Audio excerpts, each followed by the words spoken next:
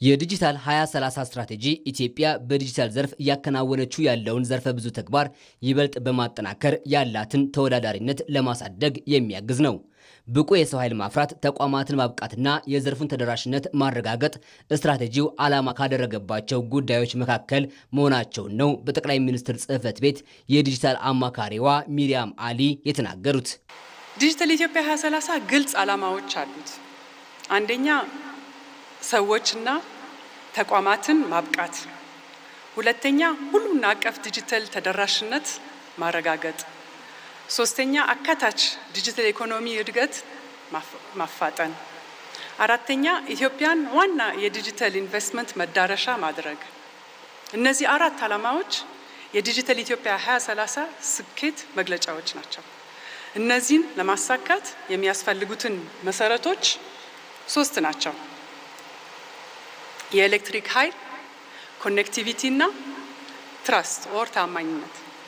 እያንዳንዱ የዲጂታል አገልግሎት፣ እያንዳንዱ ፈጠራ፣ እያንዳንዱ ሲስተም በእነዚህ ላይ የተመሰረቱ ናቸው። ስትራቴጂው በተለያዩ ዘርፎች ያለውን የመጠቀም አቅም ይበልጥ የሚያጠናክር ነው። በተለይም ጠንካራ የታክስ ስርዓት ለመዘርጋትና ቀልጣፋ የንግድ ምህዳር ለመፍጠር እንደሚያግዝ ነው የተገለጸው።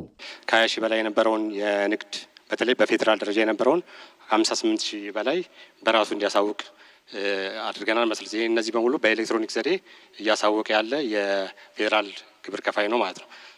ሌላኛው ከነዚህ ካሳወቁት ውስጥ የግብር ከፋዮች ምን ያህሉ በኤሌክትሮኒክስ ዘዴ ክፍያ ይፈጽማሉ የሚለውን ስናይ እንግዲህ የ5 ዓመታትን ዳታ እዚህ ላይ እንደምናየው ከ2013 እስከ 2017 ያለውን 6762 የነበረውን አሁን ከ33000 በላይ አድርገናል ማለት ነው። ስለዚህ ይሄ የሚያሳየን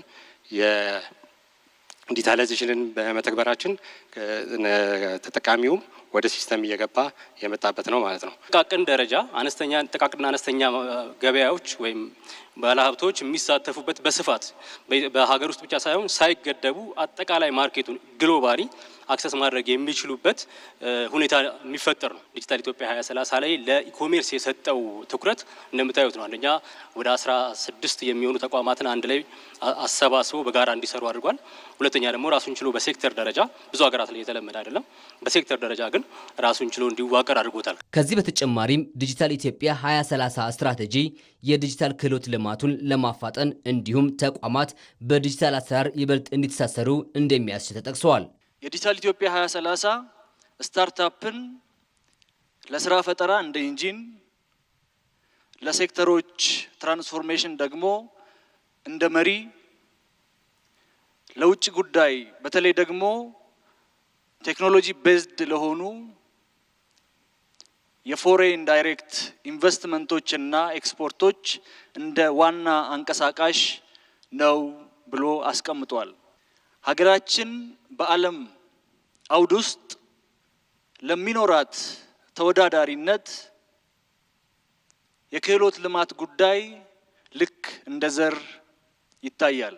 በሀገር በቀል ተቋም በሀገር ልጆች በቀላሉ ፈጣን በሆነ መልክ ኳሊቲው ሃይ በሆነ የሚሰሩ ሲስተሞች ካሉ ዲጂታል 2030 የመሳካቱን ተስፋ ስንቅ መያዝ የሚያስችል ፐርፎርማንስ ነው ብዬ ላረጋግጥላችሁ እወዳለሁ። ለዲጂታል ኢትዮጵያ 2030 ስትራቴጂ ውጤታማነት የጋራ ርብርብ ማድረግ እንደሚጠበቅም ነው የተጠቀሰው።